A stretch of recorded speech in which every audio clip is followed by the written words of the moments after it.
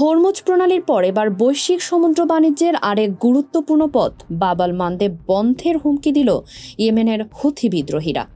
Iran কর্তৃক Hormuz প্রণালী রুদ্ধ হওয়ার রেশ কাটতে না কাটতেই হুথির এই ঘোষণা মধ্যপ্রাচ্যের বারুদের স্তূপে নতুন করে আগুনের আঁচ ছড়িয়ে দিয়েছে।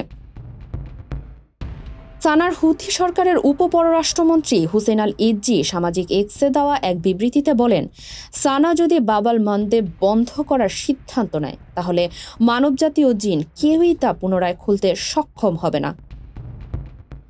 সানায় অবস্থিত হুথি সরকারের উপপররাষ্ট্রমন্ত্রী হুসেন আল ইজ্জি সরাসরি মার্কিন প্রেসিডেন্ট ডোনাল্ড ট্রাম্পকে উদ্দেশ্য করেই সতর্কবার্তা দিয়েছেন।